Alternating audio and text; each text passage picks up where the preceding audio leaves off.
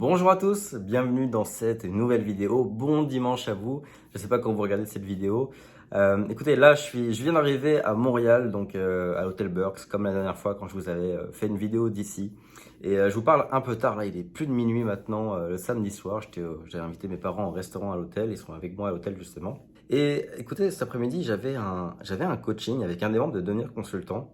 Et un coaching avec quelqu'un qui en est au début de son aventure entrepreneuriale, hein. Il en est au tout début de son aventure de SMMA. Et donc, il est bien évidemment dans la phase de vente, dans la phase de prospection. Et donc, il est dans la fameuse phase où, on a parlé du réseau aujourd'hui, mais il est dans la phase de prospection où il veut aller voir les commerçants de sa ville. Donc, il va voir tous les commerçants, un peu comme je le suggère souvent, un à un, pour aller se présenter, créer du relationnel, créer des relations avec tous ces commerçants, pour aller établir si éventuellement, voilà, il pourrait y avoir un besoin. Ça, c'est les conseils que je lui ai donnés. Et aujourd'hui, on a ensemble diagnostiqué une problématique. C'est qu'il voit en ses clients des liasses de billets. Et c'est tout un problème, en fait, de voir en vos clients que des liasses de billets, que de l'argent, parce que du coup, ça vous détourne de ce qu'il vous faut vraiment pour aller closer de la clientèle. Donc, je vous propose dans cette vidéo que je vous explique un peu tout ça.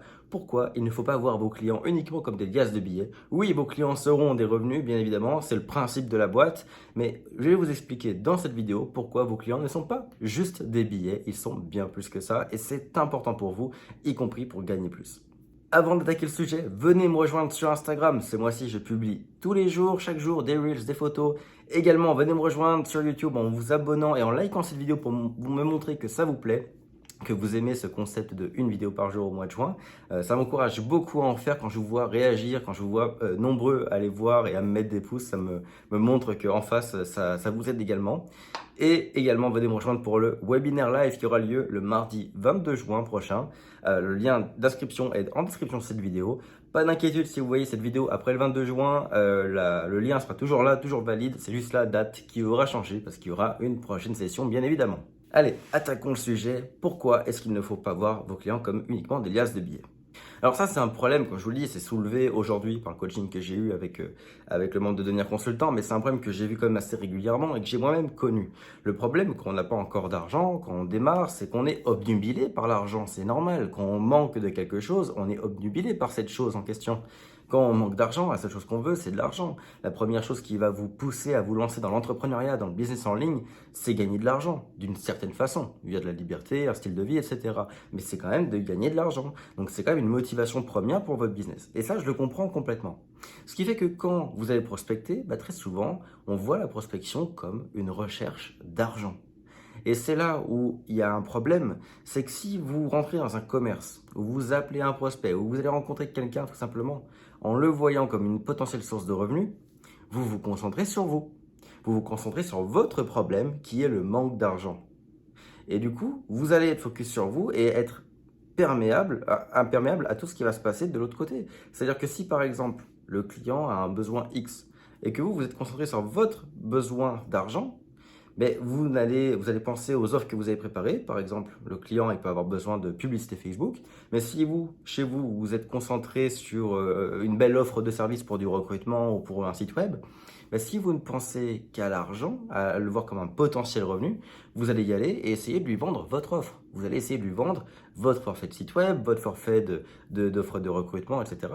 Et vous n'allez pas capter tous les signaux de votre prospect qui vous dit « Moi, j'ai besoin de clients, j'ai besoin de visibilité, donc j'ai besoin de publicité. » Donc, vous voyez, l'idée, c'est que pour être en mesure de prospecter quelqu'un, de le démarcher, de comprendre son besoin, de recevoir ses signaux, vous devez être concentré sur votre interlocuteur. C'est comme quand vous démarrez une relation humaine banale. Quand vous allez rencontrer quelqu'un, je sais pas, vous allez dans un bar, vous rencontrez quelqu'un qui vous plaît, vous n'allez pas simplement parler de vous. Ça, c'est ce qu'on voit dans les mauvais films, dans les comédies, etc. On voit des mecs qui font que parler d'eux, etc. Puis la meuf, elle repart en mode, c'est qui ce mec?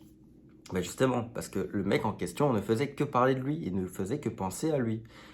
Quand on regarde dans les films ou quand vous voyez dans votre vie, ce qui marche au niveau de la drague, typiquement, c'est quand vous faites parler la personne en face de vous, vous lui posez des questions, vous vous intéressez à la personne. C'est comme ça que vous allez attirer, son intérêt envers vous, la personne va trouver que vous vous intéressez à elle, voilà, que vous êtes altruiste, empathique, et c'est là qu'une relation humaine va se créer. En clientèle, c'est exactement la même chose. Si vous venez uniquement pour vos motivations personnelles, ça va se ressentir. On va sentir que la conversation est à sens unique, et vous allez devenir le fameux commercial, le vendeur qu'on n'a pas envie de recevoir dans sa boutique, parce que tout ce qu'il a à faire, c'est nous vendre un truc. Vous voyez, le fameux commercial qui, quand on arrive, bon, qu'est-ce que tu as à me vendre aujourd'hui? Vous voyez? On ne veut pas être ce commercial. On veut être un partenaire de confiance pour le client, pour le prospect qu'on va aller voir. Et pour être un partenaire de confiance, le mot confiance est important ici, il faut créer une relation de confiance. Et là, c'est le mot relation qui est important. Et pour ça, vous devez vous concentrer sur la personne en face de vous. Voyez votre prospection simplement comme une relation humaine comme les autres. Quand vous allez voir un commerçant, vous entrez non pas pour aller chercher votre liasse de billets, vous y rentrez pour créer une connexion, une relation avec l'entrepreneur qui est dans ce commerce et qui lui aussi a des problématiques que vous ne connaissez pas encore et qu'il faudra donc engager une conversation et une relation pour découvrir cette problématique. Et finalement, votre capacité à vendre et à gagner de l'argent va être directement corrélée à votre capacité à comprendre quel est le problème de cette personne. Les plus grands entrepreneurs, ce n'est pas ceux qui ont des super stratégies, énormément d'argent de départ, voilà. C'est des entrepreneurs qui ont souvent pour capacité de comprendre les gens qui les entourent. J'ai souvent vu ça dans des interviews, dans les documentaires, etc. Quand on demande à quelqu'un pourquoi est-ce que tu as autant de succès, beaucoup vont répondre parce que je comprends les besoins des gens. Et c'est vrai. Imaginez que vous connaissiez tous les besoins des gens et les envies des gens qui vous entourent. Imaginez le pouvoir que ça vous donne en termes de négociation, en termes de relations, de collaboration. Imaginez que toutes les personnes qui vous entourent, vous savez exactement ce qu'elles veulent. Vous pouvez directement orienter vos conversations, vos négociations autour de ça. Si vous savez exactement ce que veut la personne en face de vous, vous savez directement où taper pour avoir une relation qui démarre rapidement. Votre client, si lui ce qu'il veut, c'est il a de l'ego, il veut juste de la visibilité pour que tout le monde le voit, mais quand vous arrivez et que vous tapez directement là-dessus, il sera réceptif immédiatement. Moi, c'est un gros problème que j'ai eu avec un de mes clients, comme je vous l'ai souvent raconté, j'ai eu un R1 qui a duré plus d'1 heure et que j'ai closé en moins de 5 minutes à la fin. Pourquoi? Parce que pendant plus d'1 heure, je vantais au mec, à mon prospect, je lui vantais la publicité Facebook pour aller trouver des clients, pour avoir une bonne rentabilité, comme quoi c'est le type d'acquisition clientèle le plus rentable au monde. Et en fait, je voyais que le mec, pendant 1 heure, en fait, il m'écoutait pas. Il m'écoutait pas, il s'en foutait. Et en fait, ce que j'ai découvert dans les 5 dernières minutes, c'est qu'il avait déjà trop de clients. Et s'il m'a reçu, c'est uniquement parce que lui, il avait beaucoup d'ego. Il avait juste envie que tout Montréal le connaisse. Il avait envie que tout Montréal connaisse sa boîte, qui marchait très bien sa boîte, mais il voulait que tout le monde le voie. Et donc, en fait, tout ce qu'il voulait, c'était que j'investisse des milliers et des milliers de dollars de publicité tous les mois pour que tout Montréal le voie. Et quand je l'ai compris, donc dans les 5 dernières minutes, je lui ai dit, vous savez quoi, la publicité Facebook, au-delà d'être rentable, oubliez tout ça. Vous allez être vu.